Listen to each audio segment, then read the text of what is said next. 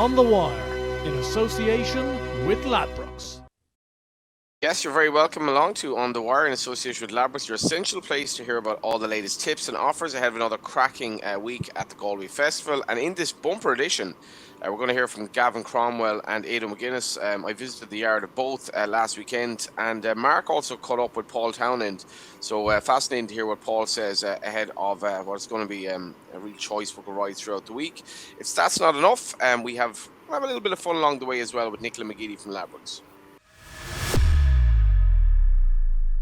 Yeah, so obviously with the week that is, Ladbrokes has some nice offers as well, which always helps. Galway's quite competitive. We had Goodwood as well, rather. What offers do we have, Nicola? Yeah, Johnny, our offer available for the Galway Festival is a matched €5 bet. The offer is available from 9 a.m. on Monday up until midnight on Sunday the 6th, and it's for any horse racing market, not just Galway. Beautiful. Nicola has been joined as ever by Mark Boylan. How are you, Mark? All good, Johnny. Chomping at the bit for next week. Really looking forward to it. We're nearly there. Are you doing? You're obviously working for the Irish Field. Are you down there throughout the week, or what's the plan? Definitely there Monday and Tuesday, Johnny. Imagine I'll make another trip or two down later in the week, possibly. Where I live in Banner and Offaly, it's only about an hour down the road, and my girlfriend is just between Loughrea and Ballinasloe, so it's not too far to travel anyway. Not too hard to make an excuse to get out. If anyone is half thinking about going, I know we might have a few showers during the week, but it's usually well worth a spin down to Ballybrit. So hopefully we'll see a few of you down there. Yeah, it's great to have a girlfriend that makes logistical sense. Mark, can you make sense of the 640?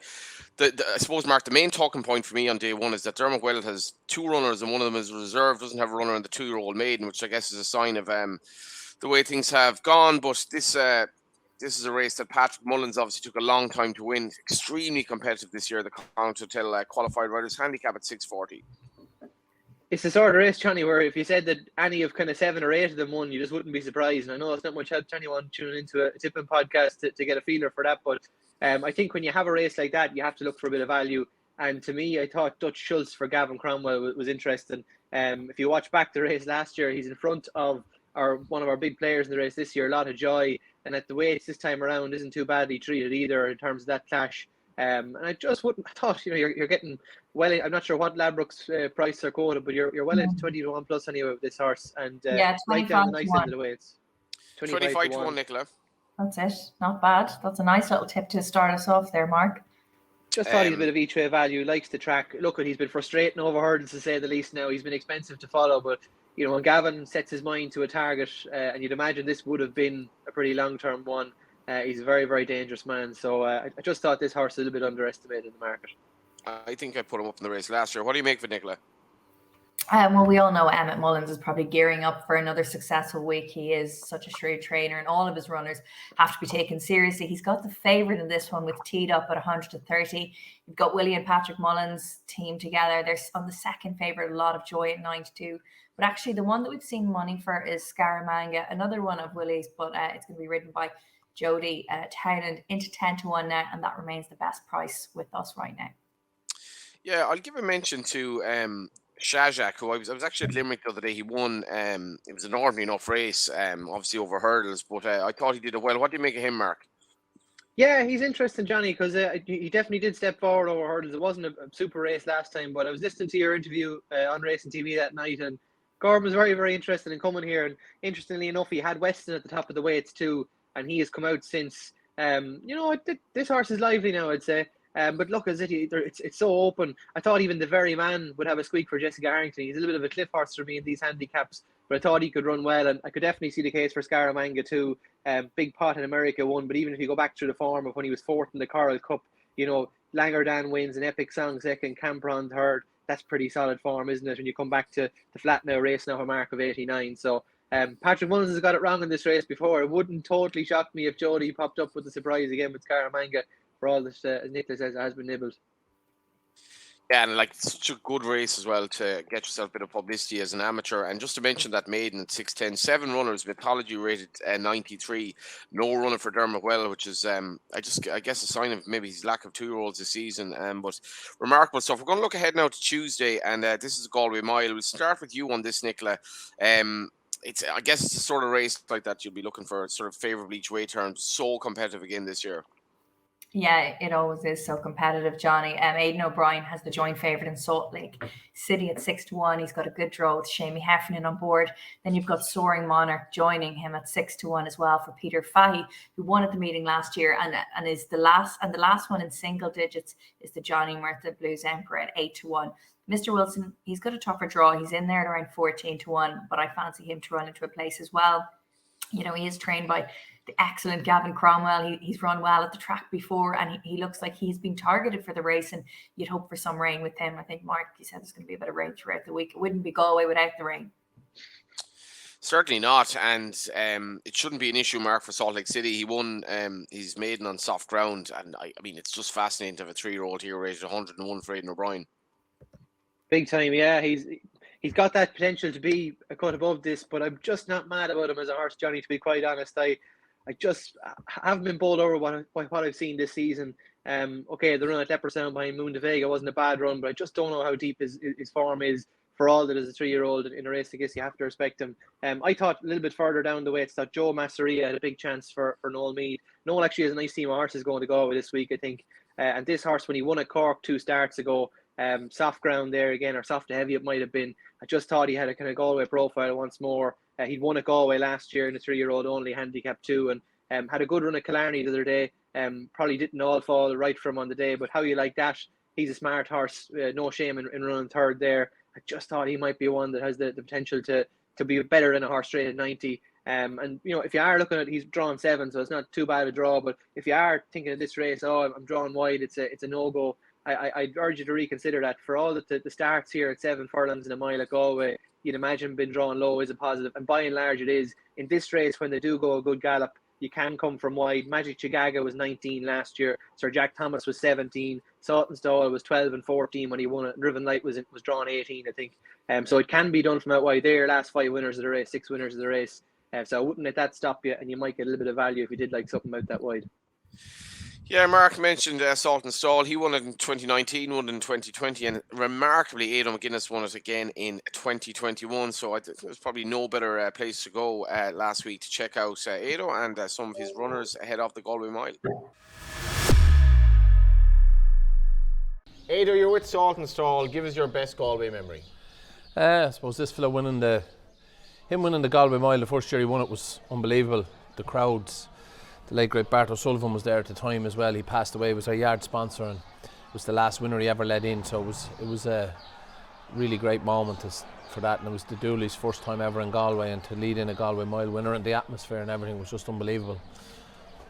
Give us your 7 or 8 best horses for Galway this year and name them out while you go. Saltonstall. This fella will always run a big race in the mile. He was unlucky last year.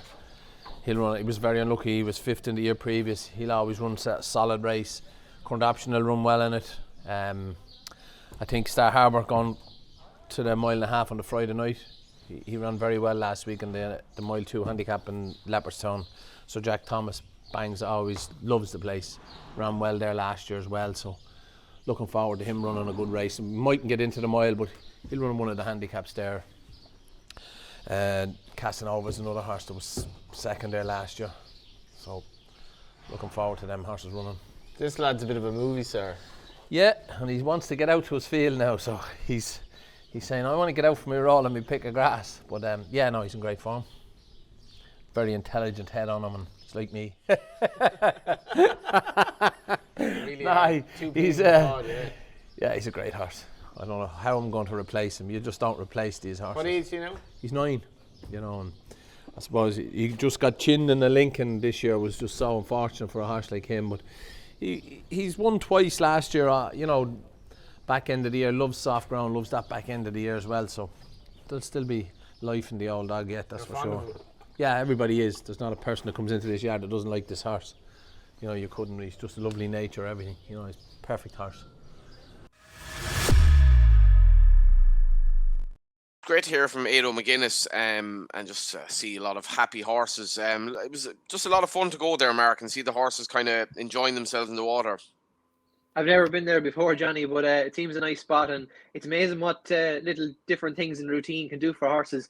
As far as the yard goes, for getting horses from different yards that might have had a bit of back class before, their record is very strong, and they don't mind putting their hand in their pocket for a decent amount of the horse and training sales. I think Stephen Thorne is well involved in that aspect of the business, and it's reaping dividends. And as Tony Keenan highlighted in a piece in the Irish Field at the weekend, the strike rate and Premier handicaps after in the second half of the year, so to speak, compared to the first. You can see there's definitely an emphasis on trying to get the most out of them as they come later in the year.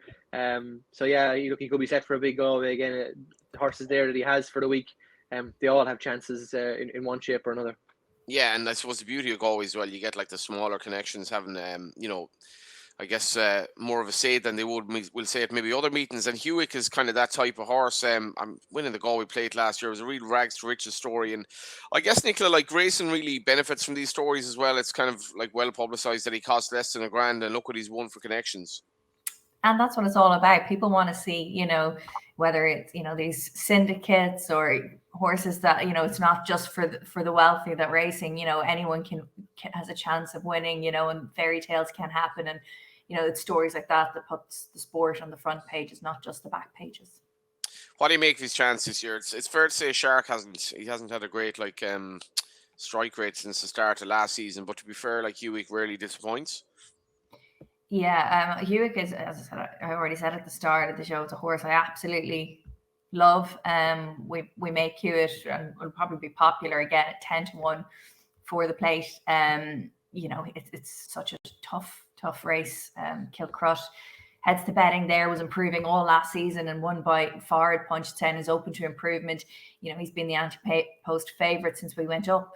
He's in a reasonable way too, and probably will be Paul Townend's pick. I'm sure when Mark caught up with him, he could tell us more. But you've got Fury Road in there 10-1. Again, he's got a great chance. But Hewick, he won at Sandown by 4 clear lengths from first flow at the end of April. And he does come here, I think, in good form. Yeah, and he's proven over the distance, and the track really suits him as well. So I think he can defend the title. Easy Game is another one that we shouldn't ignore in this race either. He's in there at a bigger price at 12-1, but he's got a good record around the track, which is so important. Whether or not he can deal with the big field kind of handicaps remains to be seen. He's got a lot of ones beside his name in smaller races, so I'm not totally convinced he'll handle the bigger field. I'm not exactly sure what happened when he ran in the Drenmore, but Inniskerry's profile is very, very good. And what did you make? I know he's top price 10-1 with Ladbrokes. What do you make from Mark? I know he's inexperienced, but he is a 9-year-old and might have some upside from his mark. Yeah, the big query with him is ground, I suppose. I did a piece with Barry Connell earlier in the week at the stable tour with various trainers with a view to Galway. And of all the calls I was on, the one I kind of came away with most optimism, if the ground was anyway the better side of soft, was Inniskerry. Barry thought he'd take a bit of beating now if the ground didn't turn up soft. But look, we'll have to deal with the forecast as it comes. That's what he pinned the Drinmore run on, being disappointing, was just bottomless ground, that he didn't handle it. But he was very encouraged by what he showed at Leopardstown in a maiden. He said, for a horse that didn't maybe win a bumper or shoot the lights out in a bumper, he's matured, he's settling better, he's won around the course. Yeah, there's a lot to like about Inniskerry, but they just have that nagging doubt about the ground, I suppose, in their mind. But if he doesn't win a big handicap chase off 148 at Galway this week, I think there will be one that is won by him at some stage. But I thought Hollow Games was interesting, Johnny. If the Hollow Games that won at Navan earlier in the season, that someone put it to me earlier in the week, that horse turns up here and I think freshness is an angle for him as well. This trip might just be a nice halfway house too. I don't think he's a 3-miler out and out. Gordon Ellie has won 3 of the last 7 plates, and you're getting a horse who's pretty classy running off 10-1 here, and that's the beauty of what Hewitt does for this race. His weight gives other horses a chance of being competitive here big time. No, I've been looking forward to seeing him. And Fury Road touched on there. He's never run a handicap in his life, I don't think. You go back to February, and he would have been giving Gallup and Deschamps a brief scare going to the last in an Irish Gold Cup. Now he runs in a Galway Plate, have something in the 11 stones. I think Gordon has a couple of nice chances in this. He's won 3 of the last 7 runnings, I think. And for me, Hollow Games and Fury Road are 2 very, very big players. Yeah, Hollow Games absolutely fascinating. As Mark says, he's likely to get in 10-1. Probably as classy a renewal of the race as we've had. Another very classy horse in the race is Final Orders, who was remarkably kind of progressive last season. And I spoke to Gavin Cromwell about him and a couple of his runners ahead of the Galway Festival. We've final orders in the plate. Listen, we give him a break. he had a run back in Bellewstown over hurdles, won his hurdle race, training for this race in good nick. Don't know how well handicapped he is, but I think he'll be suited to the race and hopefully he'll have a chance. And then my mate Mozzie. My mate Mozzie entered in the Galway Hurdle, also in the 1.5 mile on the Friday night. Most likely go to the hurdle. Strong traveller. I think he's suited to the race. Ran in it last year, ran no race unfortunately, but he seems in good nick. Won a maiden from Tramore last week. Come out of a well, good confidence booster, and hopefully he'll show up this time. And then Earls on the Sunday. Earls in the Ahanora, 7 furlongs. It's probably as far as he'd need to go around Galway, but he's in great nick. A little ease on the ground would be great for him. Yeah, he's been really absolutely thriving as a trainer, Gavin, and my mate Mozzie getting a good mention there as well. I actually spoke to Keane Quirk, he's gonna be booked to ride him. I'm really excited that Limerick he was on Wednesday, and we will come to the Galway Hurdle later on. Lots of great races across the first few days of the meeting. It is time now to get a best bet from the three of us ahead of the races on Monday to Wednesday. I'll start with you actually on this one, Mark. So we've 3 days. What's the 24 races? Give me a winner. Thanks, Johnny. Nice and easy one. I think, you look at horses here as going back through doing different stats and Galway in the lead up to the week and looking at the record of, how important course form is. And it is like, horses that act around here, things just tend to happen for them. And I thought Darkin is one of them. His form figures at Galway, whether it be on the flat or over hurdles, they're generally very dependable. And it looks like coming back to the race that he won last year, he runs on Monday in the 5:40. I thought he might still be a bit of value. I think he's around 8 or 9 to 1 too, representing Dennis Hogan. Again, it's a really condensed handicap. If you wanted any example this week of how hard it is to even have a runner at Galway, this race, I think 11 stone 10 is going to be the bottom weight in it. Like, it's very, very tight. Even there's a handicap on Tuesday for horses rated 0 to 70 and horses rated 67 aren't getting in. It's really, really tough to even get a runner here. But Darkin, I thought now if Everton fell right for him again, and he'd probably run again a few times in the week. Watch back his last run at Killarney. I thought it was really, really eye-catching and could be the start of a good week for Dennis Hogan. Yeah, it's incredible how competitive the handicaps are. What about you, Nicola? I'm probably mad going with the Galway Mile and trying to pick one here because, as you said, it's just so hard. But actually what Mark said earlier about, being drawn wide isn't the worst thing in the world. You've kind of instilled a bit more confidence in me with Mr. Wilson, who does have a tougher draw, but I do fancy him at around 14 to 1. Gavin Cromwell, of course, training him, running well at the track. And he's been targeted for this race as well, I think. So that's my one. Yeah, I quite like Enniskerry in the plate. As Mark says, there might be a slight ground issue. I walked the track last week. It was in beautiful condition. There will be a bit of rain. I'm just looking at the forecast here. They are expecting a bit of rain before racing Monday, possibility of more rain on Monday. But just keep an eye out, as Mark says, for the ground. But we're going to pause now and take a breath. Stick with us now because we're going to have a look at the Galway Hurdle. And next, we have an exclusive chat with Paul Townend.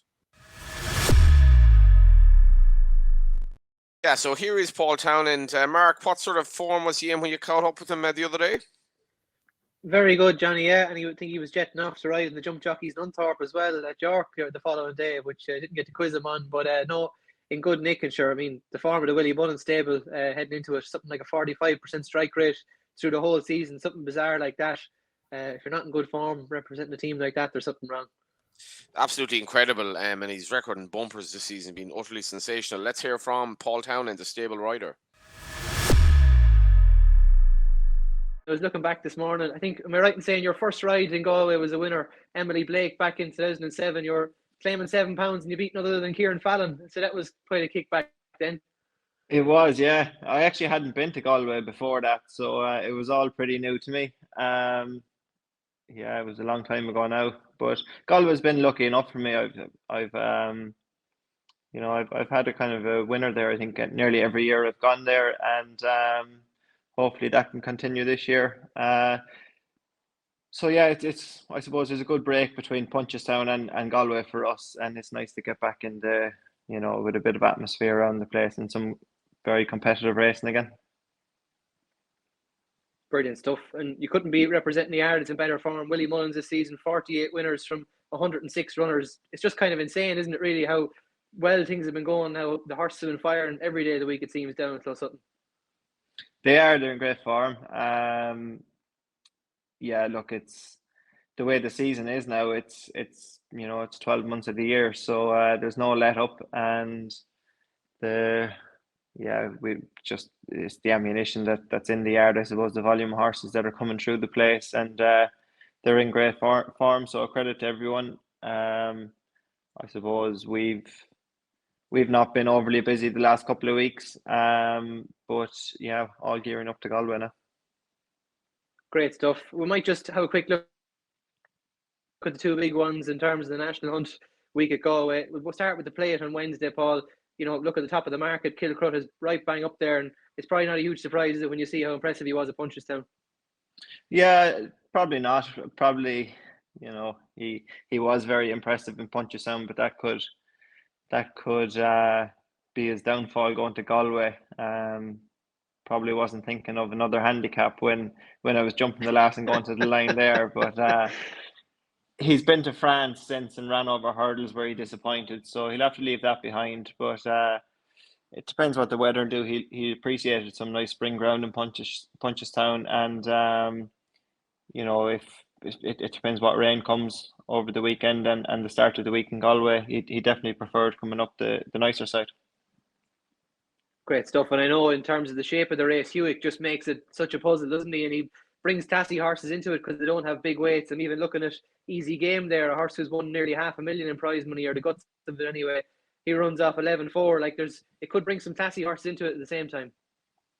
It puts a funny spin on the whole race. Yeah, there's a lot of good horses. A long way down the weights. So Easy Game is so consistent. He's a good record around Galway as well. He'll be running off a nice weight. He probably is seen to his best in smaller fields. He's been campaigned very well, but he's a lot of ones next to his name.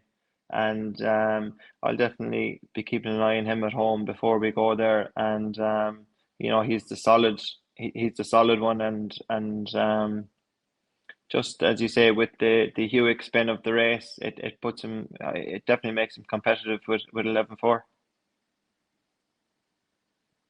Brilliant stuff. And the hurdle is a race I know you had been looking back in the day as well. Indian Pace. I think I was looking this morning. Your third ride over hurdles at Galway. Some lads are trying a long time to get it, and it clicked for you early. But this race is a nice shape to it too, and there's plenty of ammunition coming from your part of the world. Looking down the way, it's Sharjah, Winter Fog, Zarek, the Brave, Cashback, Mount Leinster. Yeah, plenty. Pierre Allen, all kind of in the mix to run in the handicap. Plenty of runners in it. My first go was a winner, and I failed to do it since. So I thought it was easy back then, and I realised since it's not. Sharjah is entered in a few different races up there. Not certain where he's going to go yet. Zarek the Brave is the interesting one, a 4-year-old. His form with Lossiemouth and Gala Marceau is very good. He missed the middle part of the season, but came back in Punchestown with a real good run and ran well in Aught High since as well.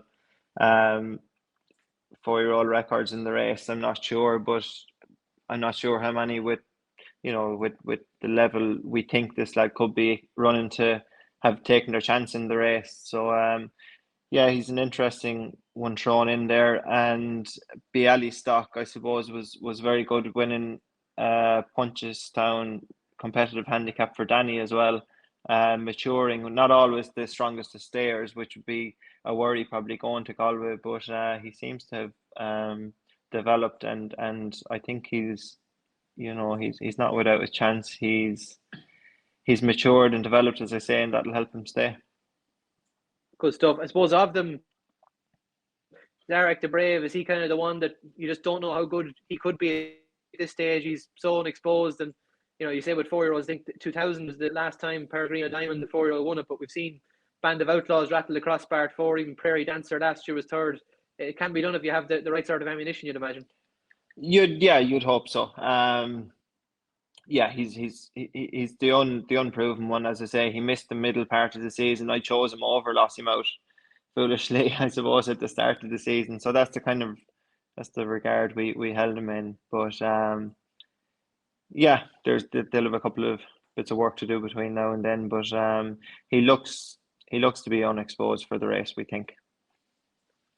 Brilliant stuff. And just, I mean, you're not going to know, I know at this stage, what you're going to be riding, the undercard or so on, but there's some really nice novices, I suppose, entered up over the course of the week. The likes of Pink in the Park, Absurd, Mystical Power, I see, What Pat. There's some really nice names there that have stuck their head up over the summer months, you'd like to think. Yeah, definitely. I suppose Absurd was one nicely in Killarney and ran a cracker at Royal Ascot, so he's going to be really exciting wherever he turns up over there. What Pat is, he's done nothing wrong over hurdles. Couple of the maidens are nice. He's kept a couple of nice maidens for Galway, which he often does. And I think the ground, what it does over the weekend, is going to play a big part in what way the ground is going to come up over there. You keep a lot of these horses in for the summer for a bit of nice ground, and if the heavens open and it comes up a bit slower, it can't be changed. But it could throw a few different results in Galway. It's always something to be factored in when you're having a punt over there. Welcome to the west of Ireland, anyway, Paul. I think that's the motto there with the rain. But listen, thanks so much for coming on and joining us. Hope it's a good week for you down there, and best of luck with whatever way the cards fall for you down west. Looking forward to a big week.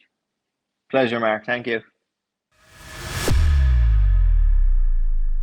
Yeah, so we're going to move on to Hurdle now. Like an absolutely iconic race in the Galway calendar. In the calendar itself, it is a feature race on the Thursday. We haven't had the full declarations, obviously, yes, but we have heard from Gavin Cromwell regarding My Mate Mozzie. Nicola, this is a great race. I've probably backed the winner in it maybe twice in my lifetime. It's very competitive. What are you liking it?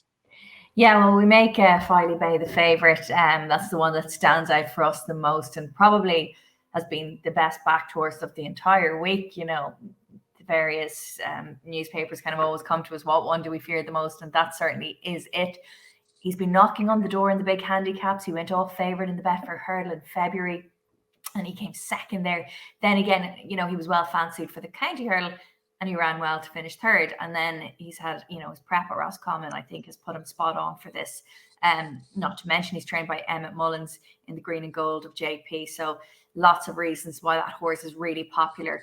Mullins, of course, has lots of entries here. Zarek the Brave being one. It's a tough race for 4-year-olds, but I think, he might just be a cut above the others, a bit of a standout 4-year-old.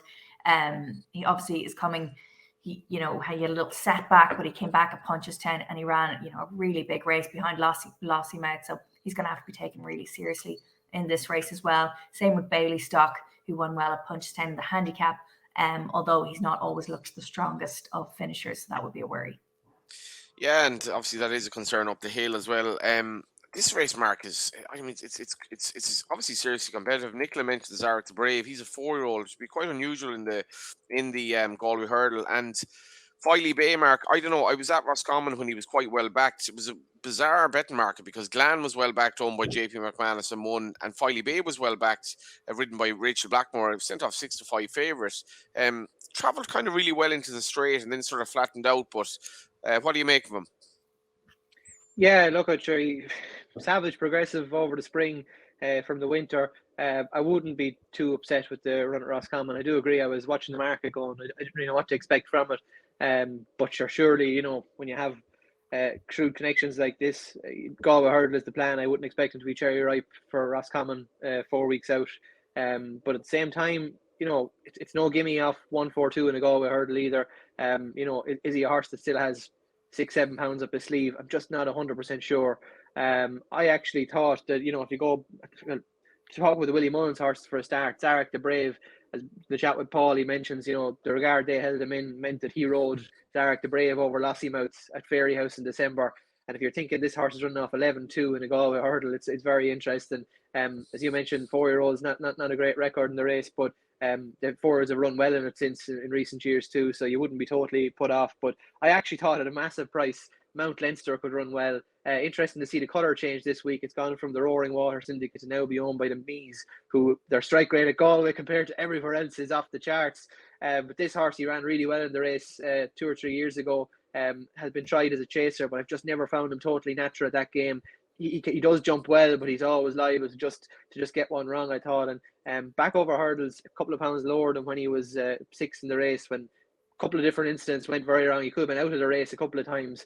There's big odds floating around about him. I think Ladbrokes go 20, so I wouldn't be even surprised if on the day he's a little bit bigger with a couple of enhanced places. But he's won at Galway before.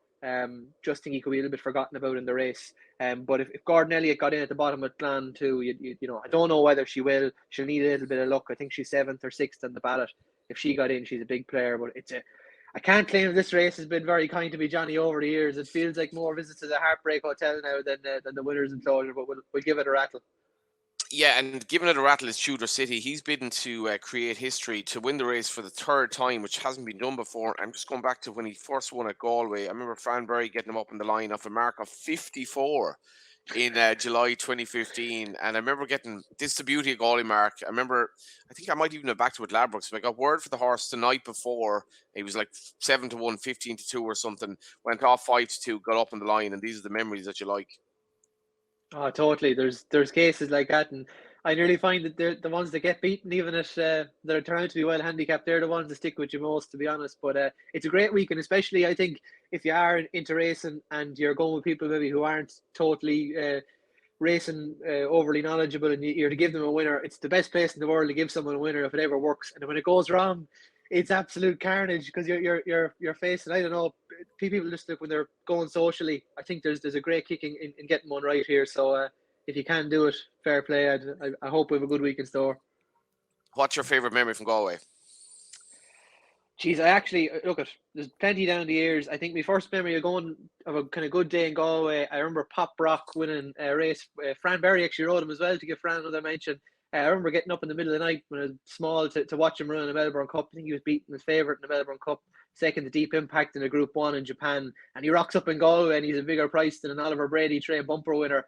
I can't say I was getting stuck in now at that age of life, but I just remember, I was a fan of the horse and enjoyed seeing him do it. Just not too often you see a Melbourne Cup horse running at Galway. At that stage of it now, things have obviously increased in quality. But One Cool Poet, he's the one for me. I got such a kick out of watching Billy Lee the year in 2019 when he won 3 times in him. It was like an artist at work. The first day, because a horse he had been without a win since 2015. He goes 4 years without winning, and then he wins 3 times in the 1 week. I just thought if you have a moment in the lead up to Galway, you want to give yourself a kick. And what really, Galway is all about, seeing that horse just thrive on confidence and win races as he did that week. I thought particularly the second ride that Billy Lee gave him, it was magnificent. So, and he has a chance this week, Johnny. He was eye-catching at Leopardstown the other night. I spoke to Matthew Smith last week for a piece in the paper, and he wouldn't have put you off in terms of, that he feels the horse in a good place going to Galway. He'd run over hurdles, he'd run on the flash. He's probably going to be down there more than me or you next week. But what a stalwart he's been for the Smith camp. Yeah, he's 3 entries. He's entered on the Monday, the Wednesday, and the Thursday. I suppose principally he's likely to run in that handicap hurdle, and like his 11-year-old absolutely loves the place. Nicola, it is just important to point out there that Galway's on, Goodwood is on. It's a very, very busy week. You do need to just keep like a little bit of a check on your bets as well.